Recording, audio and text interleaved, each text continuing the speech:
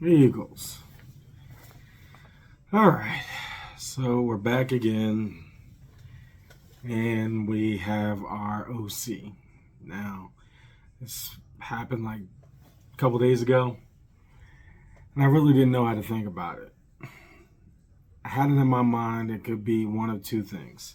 It could be Kevin Patullo 2.0, or it could be, what's old boy's name? Dang, I had it in my mind. Kellen Moore 2.0. Okay? So Kellen had a different perspective than the coordinator before him, and Kevin Patullo had a different perspective than the coordinator before him. We don't know what we're going to get. Now, the reason why I draw the comparison to Kevin Patullo is because this is another quarterback coach that they're promoting to OC. Not somebody who's called plays and not somebody who's drawn up, elaborate schemes. But he's helped the quarterback be what he is. So Jordan Love and Malik, Willis over on the Packers. So it's not like he had bums to deal with. He has some decent quarterbacks. And remember, people even were thinking that Malik was performing better than Love in some aspects on the team. So we'll see what we got with him. I believe he only had 2 years, but he's had some heavy influences by other people around the league who are considered to be really good talents and really good coordinators. So there's no telling. I can't get excited. I'm just going to be honest. If Sean or anybody else is watching, I can't get excited about the hire yet. I have to see him. I have to see what we look like the first 5 weeks. And at that 5-week mark, same thing I did with Kellen, same thing I did with Patullo. With Kellen after 5 weeks, he turned on the gas and we went 16-1, and I was happy. Patullo, after 5 weeks, we had peaks and valleys, and we ended with 11-6, or 7 if you want to count the playoffs, because I counted the playoffs in the last comparison. So 11-7. I mentioned plenty of times before that had Patullo played his game the same way in his brilliant half that he did in his pathetic half, that he'd probably still be the coordinator and we'd probably be in the Super Bowl. Honest to God. If he would have drawn up and had us not play to lose and play to break the other team, right? I will break you type of deal with Bane and Batman. I know, corny. But if he had played with that sort of mentality and that sort of intensity and passion throughout the entire game of every game, I believe we be playing in the Super Bowl next weekend. But that's neither here nor there. So we'll see what this guy does. Hopefully, he's not an idiot. Hopefully, even though he's never called plays, he watched what happened to the Eagles the previous year. I'm sure that Laurie and Howie and Nick have sat him down and said, listen, we absolutely crapped the bed last year, and we're not looking to do that this year. We're looking to be in the Super Bowl. And I mentioned in the previous video about our OC search is a couple of things. There's so many wide open jobs. There's so many head coaching jobs and other jobs that are open that people really have to pick of the litter. It's not really like a tight window of opportunities for people. You could really put in for whatever and see what you could get. But not only was there that variety out there, but you come to a team that the expectation is the Super Bowl. First and second round exits in the playoffs aren't good enough. An NFC championship appearance and you lose feels like a complete waste of the season. Even if you went perfect for the whole season, if you went 17-0 and you lose in the NFC championship, it's kind of looked at as like a loss for Eagles fans, for the coaches, for the players, for everybody. It's really not looked at favorably. So that kind of pressure is an added thing that you have to look at when you're looking at an OC. So where you could go to a team that is 0-17, or where you could go to a terrible team and get more wins or just make it to the playoffs and be looked at as a success, that's not the case here.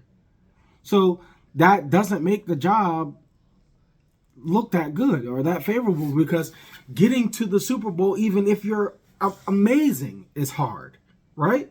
So that's a heavy weight to put on his shoulders. So we'll see. We'll see what he does. Trying to think if there was anything else I could say about him other than, what you doing?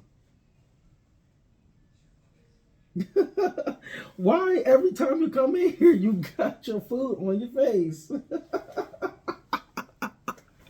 You are tripping. You excited about the next season for the Eagles? No. Oh my word. Well, I guess the new OC isn't bringing much confidence to the baby either. But we'd love to be wrong about that. We would love to be wrong about that.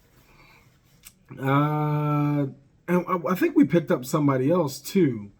Hold on, let me look at this. I think we picked up somebody else. Eagles hire.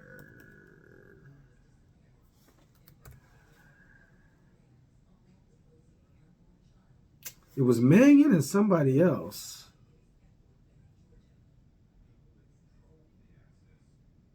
Oh, it was Josh Grizzard as the passing game guest coordinator or coach or whatever from the Bucks. That was it. I knew there was another one.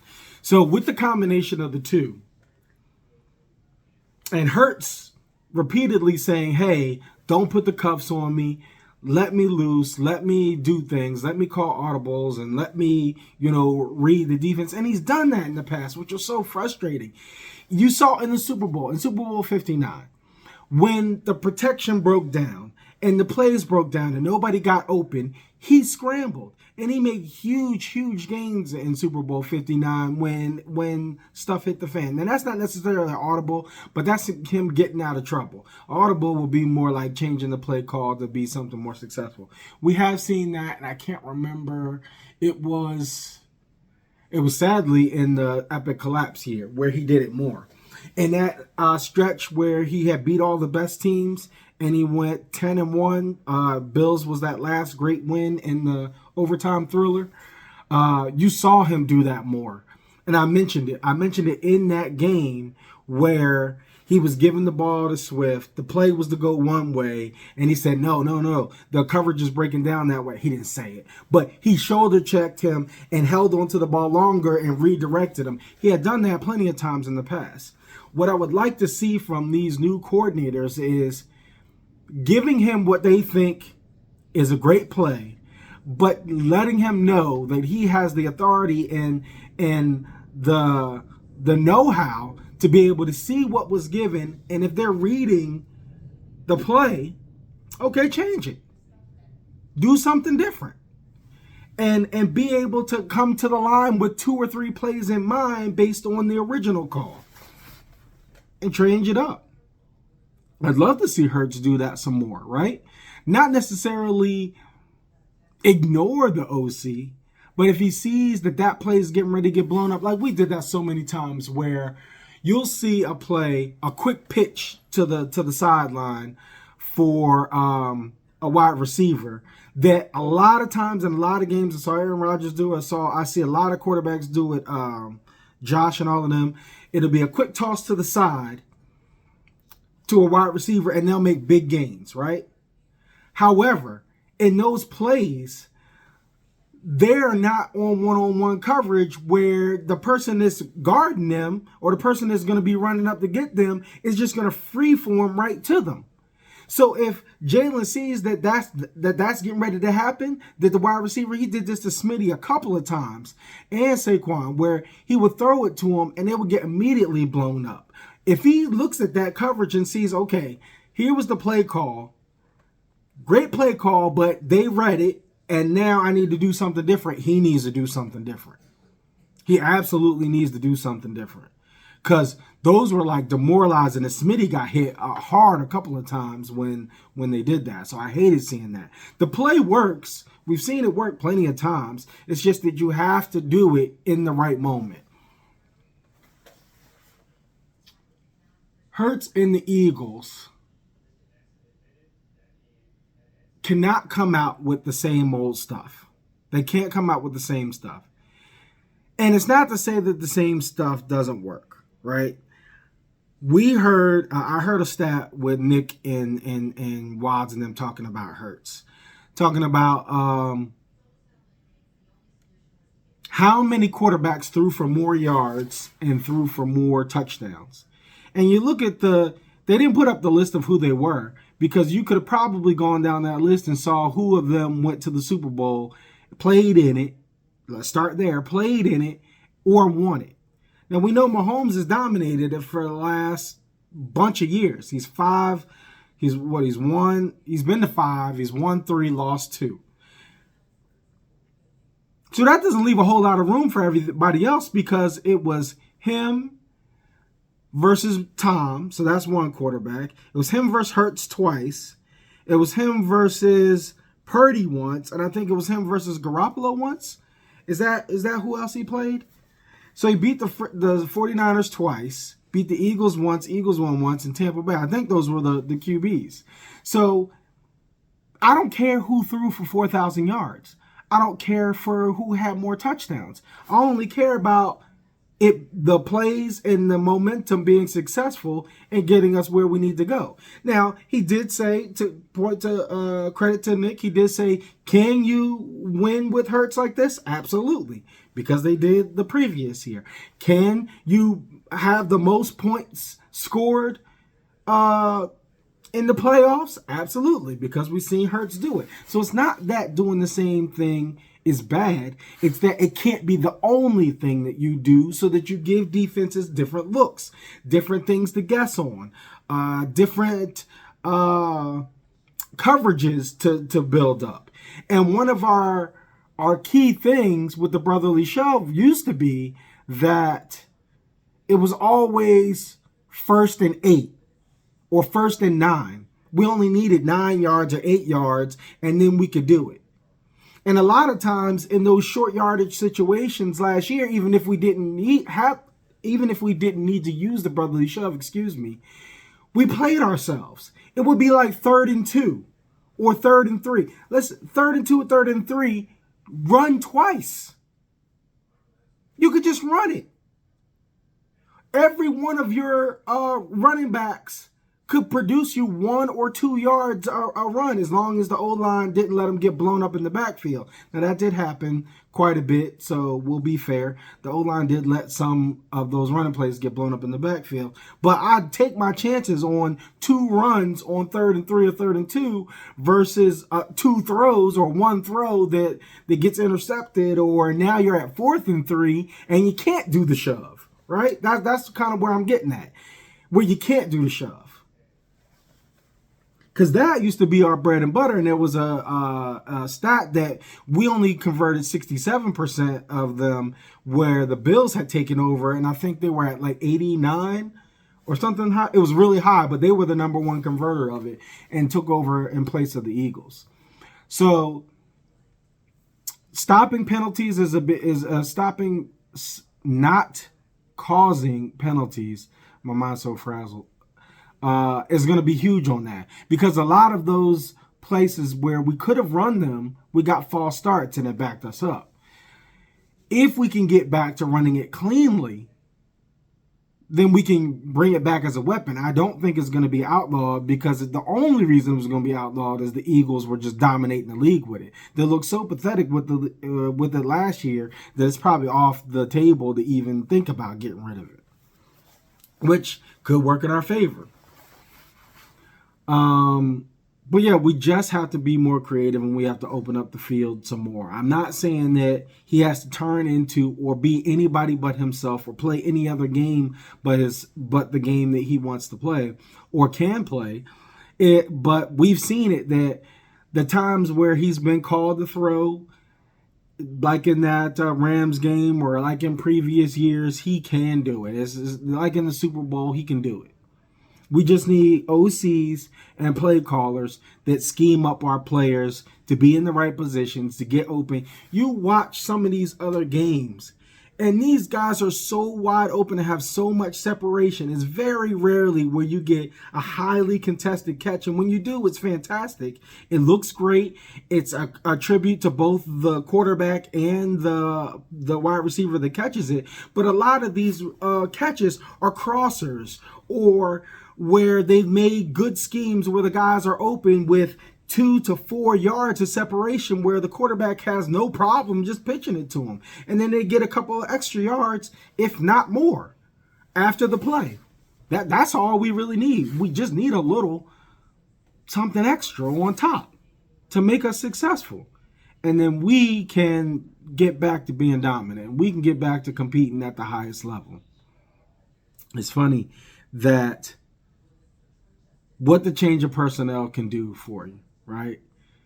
We had almost the same offensive squad, and we just looked so bad compared to last year, where that same offensive squad looked so great.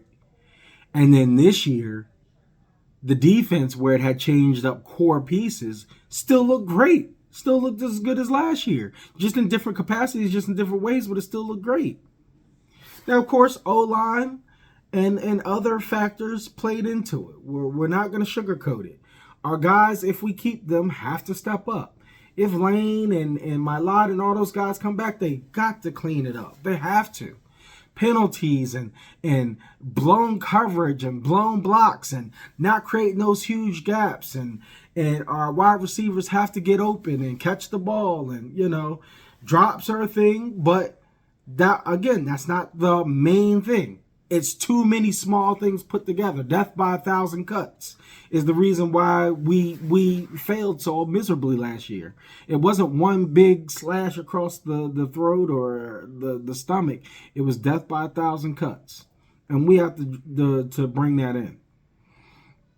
Again, I'm not excited about these guys until they show me something. Show me. Show me what you can do. Okay? Nobody can tell me that Hurts isn't open to learning things and to putting himself out there to try new things, or to being or to having the ability, of doing new things. He can. Anybody who says that is absolutely bonkers. Because the whole narrative of the previous year was they looked fantastic in one half and then miserable in the second half. If you can be fantastic at all, and we're not talking about a single throw like they glazed some quarterbacks for. They made a perfect throw down the field, and it was fantastic. We're talking about long, sustained drives and long, sustained series and entire quarters and entire halves. If you can be great for an entire half, it's in you. It's in your blood. You're capable. So, nobody's telling me different on my QB. Yeah, we'll see. We shall see. I hope to be playing at this time next year. I hope to be way more excited and not as down on these guys. It's just, you never know. You never know. What can you say? There was one other thing I wanted to talk about. What was that? Eagles.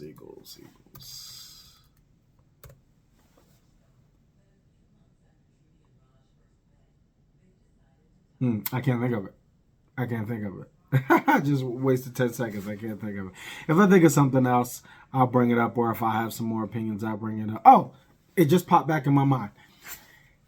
Oh, how in the world are they now our media trying to now say that Drake May is a top 3 quarterback in the league, and that Josh Allen and Burrow and Lamar's legacies are now diminished a little bit by Drake May in his second year making it to the Super Bowl, and by What's the other boy's name? Ghost Darnold making it to the Super Bowl. He was in that same draft class. Now they're trying to elevate these guys on a single year's performance. Now, a single year for Drake. Sam's been in the league for a while, and I've praised him for continued success for Vikings to Seahawks. That's great to be able to do it with two different franchises. So him aside, they're trying to elevate these guys, and the talking points that they use is, look at what he was able to do. And this, that. Do you know if Hurts threw for 80 yards or whatever it was? This is I couldn't think of it, but this was the point. Patriots game. What was that? What was that last game that they played? It wasn't against the Chargers. It was against the Broncos.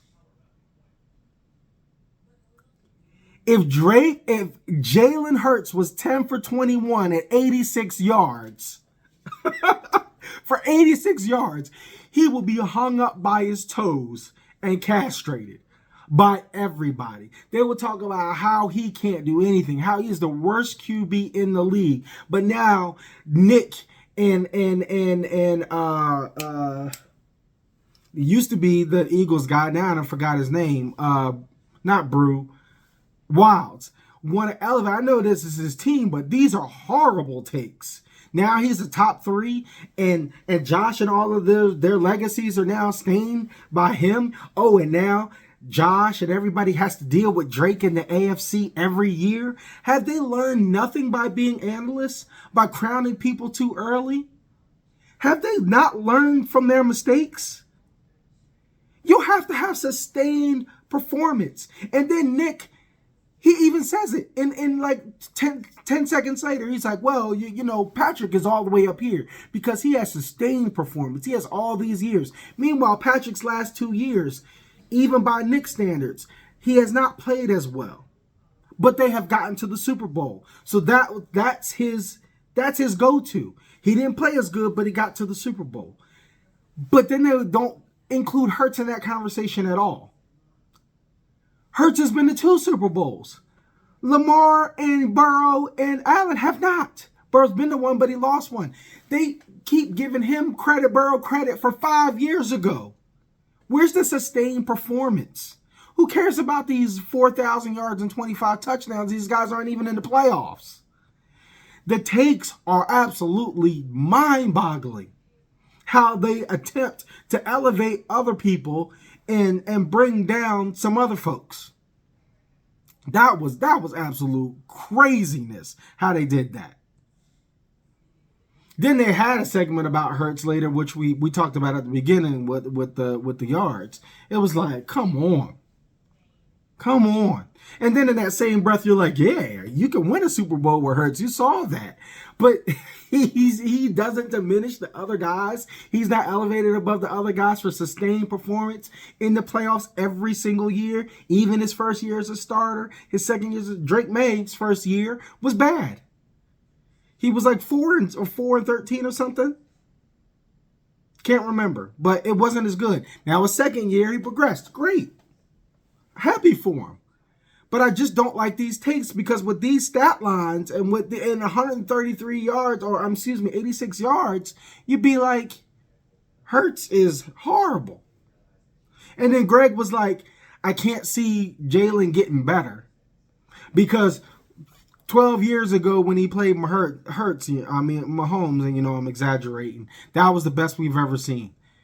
I'm not sure if he got it twisted. I'm not sure if he meant the first Super Bowl or the second Super Bowl that was the best we'd have ever seen him. I'm not sure because he said 2023, and if I'm not mistaken, it was 2022 season where Hurts went to the Super Bowl. 2023 was the collapse. 2024 was our Super Bowl win. 2025 was this year. So yeah, I'm not sure if he got the years mixed up and just meant the second match. And I'm hoping that was the case because his second match was where Hurts was just outrageously great all around. But still, it's like Greg disappointed me with that. I love this opening segment about a player in the Super Bowl and how they feel and their emotions that run through them and the thought process on plays and how we broke down where they were pointing to him and said he thought to himself, "Oh, I'm not getting the ball," but the ball still came to him and he made a great play. I love that segment. And Greg is normally, pretty even keeled, but I thought that take on Hurts. Well, actually, no, he's really not a Jalen Hurts fan. Now that I think about some of the times when he talks about him, he's not really a Jalen Hurts fan. But that take to me didn't make sense. He can be as great as he's allowed to be. And he has many more years to show that. We got Stafford, who's on year 17, and we got all these other guys who have been in the league a long time who haven't done what Hurts has done yet, who hasn't had the level of success that Hurts has done yet. And it's sad that they'll say that kind of success counts for some people, but doesn't count for him. And they'll say, oh, they need help. And they won't take strikes against those QBs when they get help, but they will when Hurts has help. When they all say it's a team sport, and they all say like the coaches are important and your running backs are important and everybody's important to the formula, but when it's Hurts, oh, that formula hurts. It's crazy. But that's the thing that I forgot that I wanted to mention. So, there it is. You got your talking heads and everybody shooting the Eagles down again. I'm with Brew. As long as it Hurts wins and as long as the Eagles wins, that's all that matters. I don't care how many points or yards they do, and clearly they don't either with these 10 and 21 and 86 yards. Hurts and Eagles, keep winning. Keep doing your thing. Keep putting in the work and keep striving to better your game and to get back to the Super Bowl and win it. That's all I got. Come on, our new OC and passing coach. Let's see what you got. Fly, Eagles, fly. Go, Birds.